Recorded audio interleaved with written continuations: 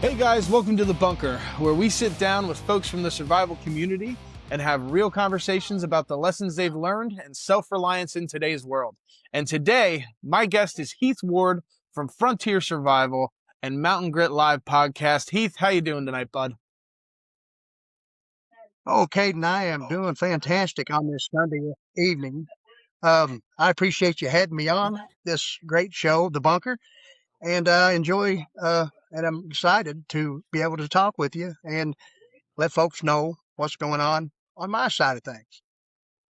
Yeah, absolutely, man. I've been looking forward to it. We had to reschedule a couple times, and for people that don't know, because they weren't here live, this is our second recording because my stuff messed up. So I think we're gonna have a great conversation today because something's trying to keep it from happening. So I think this is gonna be a good one. I agree with you. So Heath, just to start it off, bud, why don't you talk about what got you started in the world of preparedness and survival skills and all that? What made Heath Ward who he was? Well, I grew up in rural Eastern Kentucky. I growing up as a Gen Xer, so to speak. I'm 52 years old, so I was born in 1974. Grew up in rural Eastern Kentucky. Enjoyed the woods all the time. I was a Boy Scout, also, um, but someone that actually instilled a lot of this into me: self-reliance and preparedness, and even bushcraft was my mamaw, my grandma. I called her mamaw. Um, Uh-huh. she loved to fish, loved to squirrel hunt, and loved to forage for wild edibles, things like that. She would garden, she would can what she gardened and save seeds, this, that, and the other, and just save about anything. Like when she would go to, say, a fast food restaurant, she'd bring home those go cups and straws and reuse them. Um, but she taught me a lot of things, taught me how to be a man. And this is a woman, mind you, but she taught me how to be a man. And she also taught me how to wash clothes. Now, this helped me out when I went into the Army.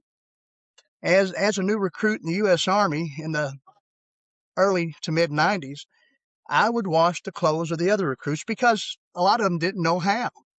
Now, this is somewhat of a domestic Wow. task, but it's still something that one should learn to do on their own if they can possibly do that.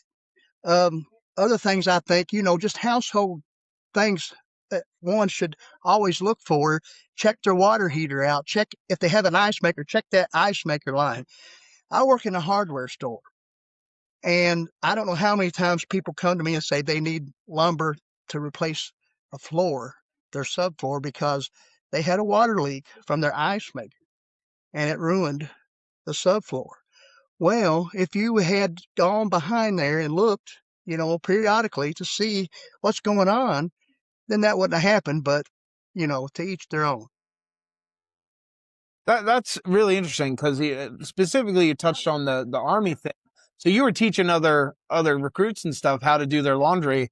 Did that give you kind of the bug to start teaching them in general, like these kind of self-reliant skills? Because obviously, like you were saying, with your grandmother teaching you things from an early age, those things start at Mhm. home. You start with, I can do my own laundry and make my own food, and then eventually turns into I could grow my own food, I could make my own clothing, I could do all these sorts of things that we know in the self-reliance world. Would you say that's kind of the first step of what kind of sparked in the future frontier survival? Yeah, I mean that's it. I would say so. Yeah, that's what instilled this whole. The reason now, I mean, I wish I had started something like this 10 or 12 years ago. I started the Frontier Survival YouTube channel Mm-hmm. about 6 years ago, somewhere around the time COVID hit. Um, I was Okay. in between jobs and things like that. So it gave me the opportunity. I always kind of wanted to be some type of entertainer or a host, and this gave me the opportunity. And if my videos teach someone and help someone, then that's great. Am I a survival instructor certified? No. Am I an expert? Mhm. No, but do I learn every day? Yes. Yeah. The thing I think I really love about Frontier Survival and your videos in general is they're so relatable. You know, it's not someone hanging off the side of a mountain and telling you exactly, you know, what it's everyday, legitimate everyday things that are so relatable that when you do go into the more advanced things, like even seeing you um talk about simple stuff and then moving into stuff like using ferro rods or whatever it is, it kind of gives people the view that this isn't as hard as it looks. There's just steps between these things, and I've always appreciated that about your videos. Is it's just, you know, you don't try to be anybody who you're not, and I love that because it's so relatable. Everything you do, every video you put out is just so spot on and easy to digest, and it's great. I appreciate that. Um, I'm just, well, like I said, an old rural Eastern Kentucky country boy. Um, and Yeah. you know, that's, I'm glad that it's relatable to the folks and that, you know, I'm not out here to try to gain followers or anything like that. We have somewhat of a following across all platforms, but I'm just out here to try to spread a message. And the message kind of mostly comes from being here in Eastern Kentucky and the Appalachian Mountains. And, you know, the Appalachian Mountains stretch way across all kinds of different states. And it's not so much about that, but just in this rural area where I'm from, preparedness and self reliance hasn't gone away much at all. And I'm sure that's probably like that there in Pennsylvania where you're from. But, you know, it's just there's a lot of regions like that still that it it's still there. And it's a lot of city folk have gotten away from that. But I do appreciate that. And that is pretty much the message I want to try to conceive and convey out there to let people know that, you know, I'm nothing special, but I do enjoy getting on here, making videos, even just, you know, like interviews like this. It's something I enjoy doing. And, you know, preparedness and self reliance is something I enjoy talking about, Yeah, yeah, even absolutely same. And bushcraft. yeah, yeah, for sure. I feel like for myself anyway, uh, I've learned so much myself that it just came naturally to start teaching people stuff. But you never have to be like you said, like some certified instructor or anything like that. Like even simple skills yesterday, like I was in the Appalachian Mountains and with because like you said, it stretches for a while. Up at my buddy's homestead, the Hubers, which we talk about all the time, helping redo their driveway and just simple Hmm. stuff like that where most people would call somebody in and, oh man, I got to call a company to come do this. You know, those skills are right there and we're doing them ourselves. You know what I mean? And especially the part that I've really loved once I started following Frontier Survival and after you had me on Mountain Grit Live was the community part of everything. You know, I locally have one of my best friends, Andy Huber, and we're, you know, he was able to call on me and I was able to help him out even though I'd never redone a driveway before. I didn't know what I was doing, but you know, we learned as we went. But I think it's been so cool to sit here through Stetler Survival, and once we started interacting with you, this community is starting to grow bigger for all of us. I feel like we have a nice little group of creators in our space that, you know, I know you and I talk, and then Jason from All Mountain Systems, Nick Keen from Nick's Quick Reviews. We have this cool little group that's starting to build, and I've always felt like that's something really important because when you're trying to learn in an echo chamber, you're not learning anything. And I feel like each of us have something special to bring to the table, and it's nice to learn from each other. And I think as well, like, and I love that about your show and how you had folks on as well, to talk about uh, just everything they're doing. You know, that I saw you with RG Fabric that was on there. Like you've really really started to take people. And I think that I guess I'm talking you up here, but I'm trying to say thank you for um, kind of being the one that started it, bringing everyone together. I think that's awesome. Yeah, I mean, I know what you're saying. I get Mm. that. I've seen that, grow. We have a fantastic group on Facebook that kind of, I am the founder of the group, the admin, Frontier Survival Mm-hmm. Family. A lot of us that you mentioned are part of that group. Uh, Yep. some new, some old. It's great. I mean, it's somewhere around close to 5,000 members strong right now, and it's That's grown. I awesome. mean, we kind of started the group later on.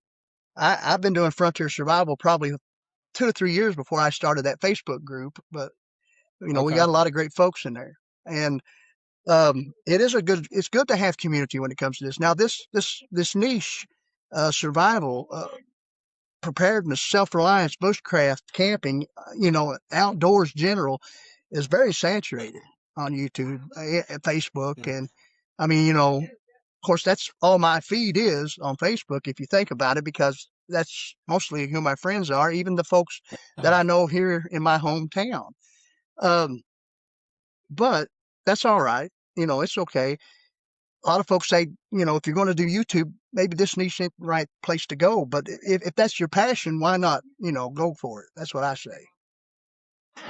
Yeah. No, absolutely. And I think it's a great. It comes across great. Everything you're trying to say is just so is perfect. Love it. So instead of sitting here just giving you all these compliments, I could do it all day. I think you're an awesome dude. But let's get into some of these fun questions here. So Okay. do you have one piece of gear here that you've currently been obsessed with? Like one piece of gear that you've picked up recently that you're like, oh man, this thing's awesome, and you just can't get your hands off of it. Even if you're not out trying, using it. You're looking at it, thinking it's cool. What do you got? What's Heath Ward's latest pickup? Well, that would be probably, and I've showed it on Mountain Grit Live a couple of times, and I got it right here. I'll show it again. But it's this East Wing or Est Wing um, camp axe or hatchet.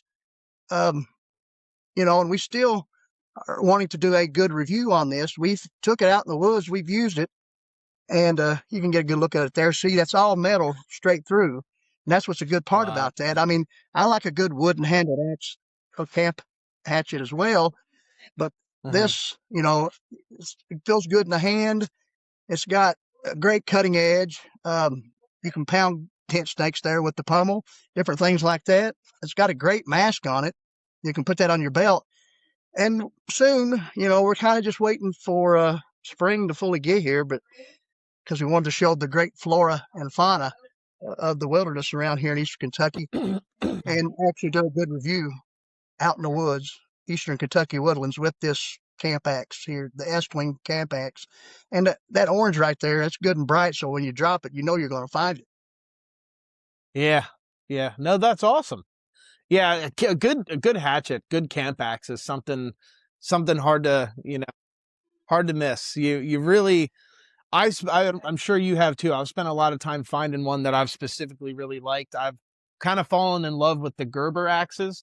I'll have to show them sometime. I have them up in the garage right now, but um, I like finding good. like the perfect one that really works for you is cool. And the nice thing about the Gerber ones that I've been working with is there's a slightly bigger one, and then there's one that's real small little camp hatchet. So it's nice that they're similar, but that's awesome. I'm looking forward to you reviewing that then for sure. Um, so that being said, here, Heath, within the next year, Frontier Survival, Mountain Grit Live, it's all going to keep growing. So whether it's for Frontier Survival or it's for you personally, what's one goal you have within this next year for to grow within the survival or preparedness community, and or those kind of skills for you personally or for Frontier Survival? Well, I mean, as far as a goal for the channel, for the, the Frontier Survival brand, the Mountain Grit Live brand, you know, our goal for Mountain Grit Live is to get back in the swing of things. We kind of took February off. We haven't went live much, and February is a short month, so we figured we would do that, give us a little break. But we got guests lined up for Mountain Grit Live coming through March. But yeah, like I was saying, we're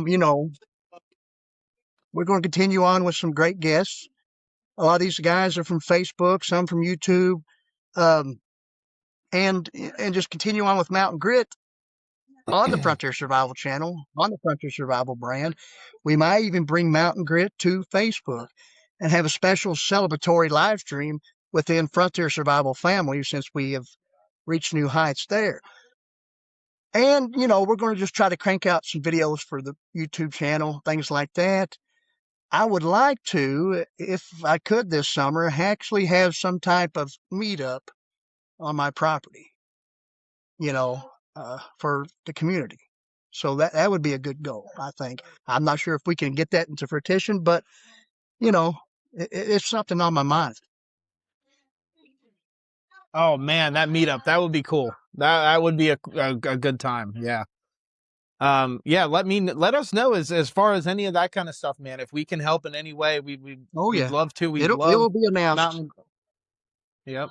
We love everything you're doing over there, so we're more than willing to support every single thing you're doing. Well, let me go ahead and say So, this. I know not too long ago I was doing a Mountain Grit Live, and you told me that the entire Stetler family was out on the patio or something like that watching me. That really uh, excited me. That really got me going there. I really appreciated that. oh yeah, you had me, my dad, my brother was here. The Hubers were here. We were having a meeting for Stetler Survival stuff because we have a great little team here. And yep, everybody was watching it. It was pretty cool. I know if we do have that meetup, I'm sure my dad will be out with me, so that will be cool. We get to meet. Yeah, that'll be awesome. So Heath, I'm running you a scenario here, and this is kind of a little segment we're going to be doing on every episode with everyone. So you are in a survival situation. Let's say you are hours from home in the mountains of East Kentucky. What are 5 survival items you hope that you have with you? Say it again. Oh, sorry. So, what are 5 survival items that you hope you have with you? You have your little survival bag or even stuff that's on you. 5 items that you hope that you have on your person. Um, well, I mean, most of the time, I mean, even when I'm at work, um, I always have a cutting tool, a way to start a fire, um, not a ton of cordage, but I do keep a utility line, like 10 foot of cordage with a bow line at one end. It's always in my pocket, and I don't use it a lot of times at work, but it's Uh there. huh.